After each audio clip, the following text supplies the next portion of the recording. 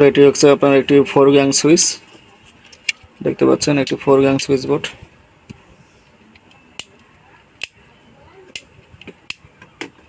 তো এটি কানেকশন হবে আপনার,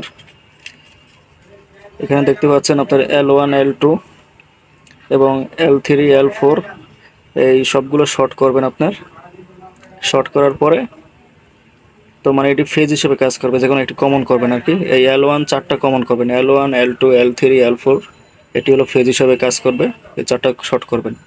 এরপরে এই যে L1 L11, এরপর L22 L33 এবং L44 এগুলো হবে আউটপুট। এগুলো সব কানেকশন লাইটে যাবে, এখান থেকে লাইটে যাবে, এখান থেকে একটি লাইটে যাবে এবং এখান থেকে একটি লাইটে যাবে এবং L4 থেকে একটি লাইটে যাবে। তো এইভাবে এটার কানেকশন দেখতে পাচ্ছেন।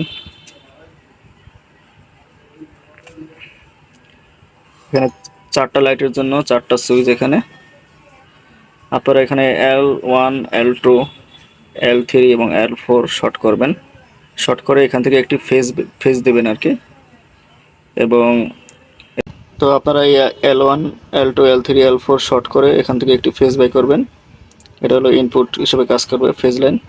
এবং L11 L33 এবং L22 L33 L44 এগুলো হবে আউটপুট হিসেবে কাজ করবে। এগুলো সবগুলো হলো লাইটে যাবে, চারটি লাইটে যাবে, যেহেতু এটি একটি 4 গ্যাং সুইচ বোর্ড।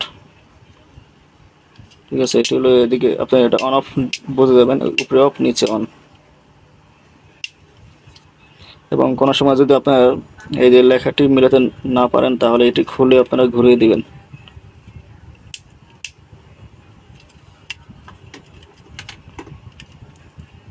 তো আমি দেখিয়ে দিলাম কীভাবে আপনার এসব সুইচ বোর্ডের কানেকশনগুলো দিকে দিতে হয়।